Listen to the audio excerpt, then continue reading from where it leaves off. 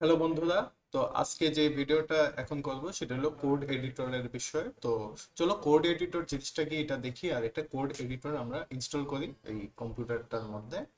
তো আমরা যখন কোনো সফটওয়্যার তৈরি করি তো সফটওয়্যারটা প্রথমে এইখানে কম্পিউটারের ভিতরে সেট আপ করতে হয়। তো কম্পিউটারের ভিতরে যে আমরা কোডিং যে লিখবো ওই লেখাগুলা একটা সফটওয়্যার এখানে ইনস্টল করতে হয়। তো অ্যান্ড্রয়েড যদি ডেভেলপ করতে হয় অ্যান্ড্রয়েড অ্যাপস এর জন্য, সেটার জন্য অ্যান্ড্রয়েড স্টুডিও ইনস্টল করতে হয়। তারপরে কেউ যদি ডেস্কটপ অ্যাপ্লিকেশন তৈরি করে সি সি শার্পস ডট নেট দেয়া, তো সেটার জন্য জিনিসপত্র ইনস্টল করতে হয়।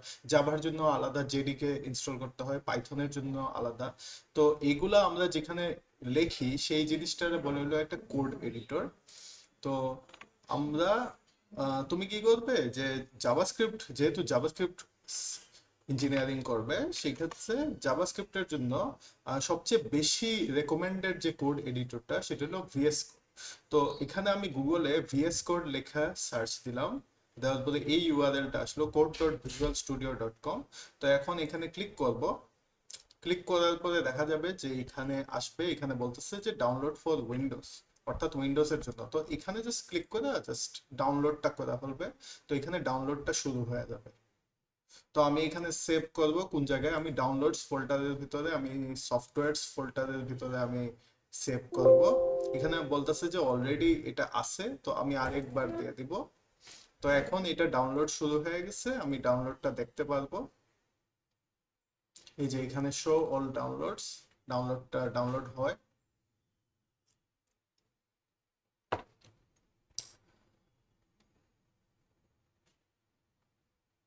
এখানে ডাউনলোড হওয়ার পরে যখন আসবে তখন এরকম একটা ফাইল আসবে। তো ফাইলটা যখন আমরা ইনস্টল করব, এটা যে কোনো গেম বা সফটওয়্যার ইনস্টল করার মতোই। জাস্ট প্রথমে ক্লিক করতে হবে, ক্লিক করার পরে নেক্সট নেক্সট নেক্সট দিতে হবে, এরপরে নেক্সট দেওয়ার পরে ফাইনালি এটা ইনস্টল হবে, সেট আপ হবে। তো সেট আপ হওয়ার পরে এইরকম একটা আইকন দেখাবে। এই যে এখানে যে ভিজুয়াল স্টুডিও লেখা, এরকম একটা নীল রঙের একটা আইকন দেখাবে। তো এটা যদি ডাবল ক্লিক করি, একটা প্রোগ্রাম যেভাবে ওপেন করে এইভাবে ওপেন ওপেন করবে। তো এখন ভিএস কোডের দরকারটা কি? তো ভিএস কোডটা হলো, আমরা যখন কোড লিখবো কোডের জন্য, আমি একটু ছোট করে দেই। আমরা যখন কোড লিখবো কোডের কোডের যতগুলো ফাইল আছে সেগুলো ম্যানেজমেন্ট করা, এগুলোর জন্য ভিএস কোডের দরকার।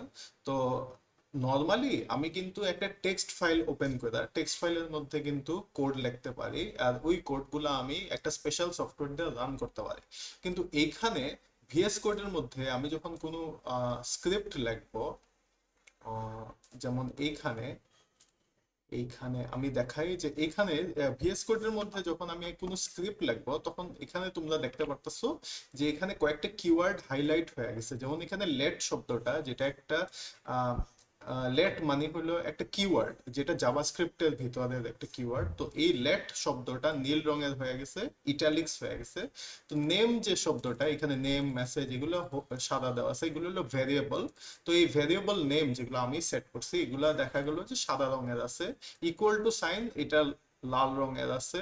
আর এখানে যে এটার ভিতরে যে ডেটাটা, এই ডেটাটা হলুদ রঙে আছে। তো শুধু এটাই না, অনেক এখানে অনেক ধরনের ফিচার্স আছে যেগুলো আমাদের একজন ডেভেলপার হিসাবে কিভাবে খুব তাড়াতাড়ি আমাদের সফটওয়্যার রান করা যায়, খুবই এফিশিয়েন্টলি জিনিসগুলো করা যায়।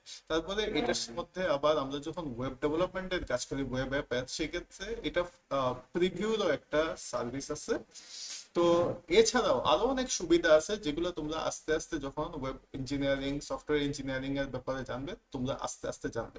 তো ভিএস কোড ছাড়াও পৃথিবীতে অনেক ধরনের এডিটর আছে। তো ভিএস কোডটা এটা কোনো আইডিই না, ইন্টিগ্রেটেড ডেভেলপমেন্ট এনভায়রনমেন্ট না। যেহেতু জাভাস্ক্রিপ্ট খুবই লাইট ওয়েট, এটা একটা নর্মাল একটা টেক্সট এডিটর।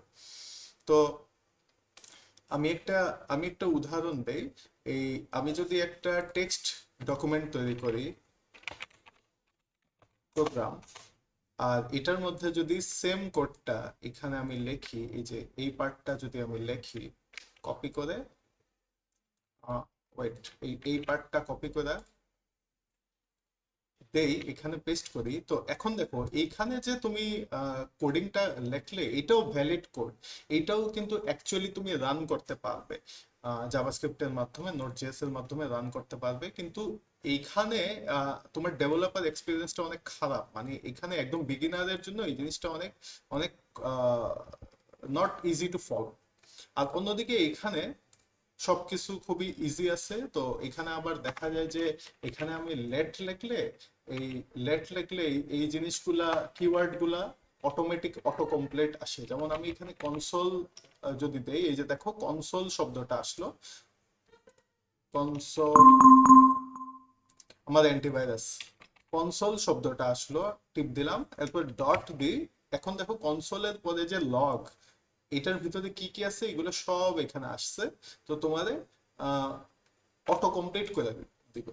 তো এটা শুধু জাভাস্ক্রিপ্টের ক্ষেত্রেই না, এইচটিএমএল এর ক্ষেত্রে, সিএসএস এর ক্ষেত্রে সিনট্যাক্স হাইলাইটিং, অটো কমপ্লিট, শুধু জাভাস্ক্রিপ্ট না, পাইথন এবং অন্যান্য যত প্রোগ্রামিং ল্যাঙ্গুয়েজ আছে সবগুলাতেই এটা সাপোর্ট করে। এইটা তোমার কোড এডিটর হেল্প করবে। তো তোমরা কি করবে, এখানে vscode.com থেকে, মানে এই ভিজুয়াল স্টুডিও কোডের ওয়েবসাইট থেকে, অফিসিয়াল ওয়েবসাইট থেকে ডাউনলোড করবে। ডাউনলোডটা কমপ্লিট হয়ে গেছে, কমপ্লিট হওয়ার পরে এটা ডাবল ক্লিক করবে, এখানে ওপেন দিবে। ওপেন দেওয়ার পরে নেক্সট নেক্সট নেক্সট দিয়ে ইনস্টল করবে। ইনস্টল করার পরে কমপ্লিট করবে। কমপ্লিট করার পরে যে এরকম একটা উইন্ডো আসবে, এই উইন্ডোটা তোমরা পাবে। তো তোমরা কোনো ফোল্ডারও খুলতে পারবে। তো যেমন এই এই ফোল্ডারটা, এই ফোল্ডারের ভিতরে আছে, এখানে একটা ক্লাস আছে, মানে একটা ফোল্ডার আছে, এই ফোল্ডারটা ছিল একটা ক্লাসের ফোল্ডার। তো রাইট ক্লিক করে যদি আমি ওপেন উইথ কোড দেই, তাহলে এই ফোল্ডারটা ওই ভিএস কোডে ওপেন হবে। তো এইভাবেই তোমরা ভিএস কোডটা ইনস্টল করা ফেলতে পারবে। সেটা হলো আমাদের কোডিং এর প্রথম স্টেপ। আমরা যখন কোডিং করব তখন আমরা এই কোডগুলা ভিএস কোড এডিটরের মধ্যে লিখব। Okay, thank you very much. See you on the next one.